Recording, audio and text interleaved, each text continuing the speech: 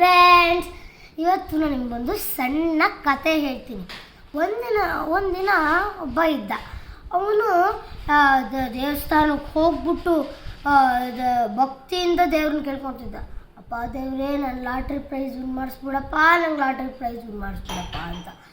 ನನಗೆ ಕೇಳ್ಕೊತಾನೇ ಹೋದಪ್ಪ ದೇವ್ರೆ, lottery prize win ಮಾಡ್ಕೊಳಪ್ಪ ಅಂತ ತುಂಬಾ ಭಕ್ತಿಯಿಂದ.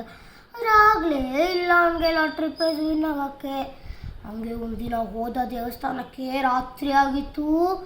ಹೋಗ್ಬಿಟ್ಟು ಕೇಳ್ಕೊಂಡ ದೇವ್ರನ್ನ, ಅಪ್ಪ ದೇವ್ರೇ, ನನಗೆ ಇವತ್ತು ಲಾಟ್ರಿ ಪ್ರೈಸ್ ವಿನ್ ಮಾಡಿಸ್ಕೊಡಪ್ಪ, ಲಾಟ್ರಿ ಪ್ರೈಸ್ ವಿನ್ ಮಾಡಿಸ್ಕೊಡಪ್ಪ ಅಂತ.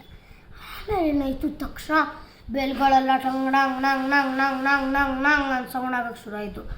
ಆವಾಗ ಏನಾಯಿತು, ದೇವಸ್ಥಾನದ ಮುಂದೆ ಬೆಳಕು ಬಂದ್ಬಿಟ್ಟು ದೇವ್ರ ಪ್ರತ್ಯಕ್ಷ ಆದ.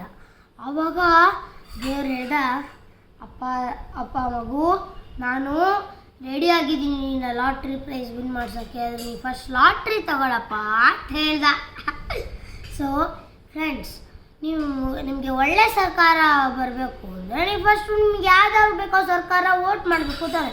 ನೀವು ವೋಟೇ ಮಾಡಲಿಲ್ಲ, ಸುಮ್ಮನೆ ಹಿಂಗೆ ಕೂತ್ಕೊಂಡ್ಬಿಟ್ಟು ಮನೇಲಿ ಬರಲೇ ನೋಡಪ್ಪ, ನಮ್ಮ ಸರ್ಕಾರ ಬರಲಿಲ್ಲ ಅಂತ ಹೇಳ್ಕೊಂಡು ಕೂತ್ಕೊಂಡ್ರೆ, ನೀವು ವೋಟ್ ಮಾಡಿದ್ರೆ ಒಳ್ಳೆ ಸರ್ಕಾರ ಬರುತ್ತೆ, ಅಥವಾ ನಿಮ್ಗೆ ಯಾವ ಸರ್ಕಾರ ಬೇಕೋ ಅದು ಬರುತ್ತೆ.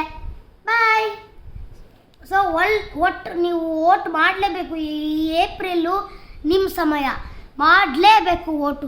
ಒಬ್ಬರು ಇಡೀ ಇಂಡಿಯಾದಲ್ಲಿ ಒಬ್ಬರು ಮಿಸ್ ಮಾಡಬಾರ್ದು ವೋಟ್ ಮಾಡೋದು. ಆವಾಗ ನಿಮಗೆ ಹೆಂಗೆ ಬೇಕಾಗಿರೋ ಸರ್ಕಾರ ಬರುತ್ತೆ. ಬಾಯ್.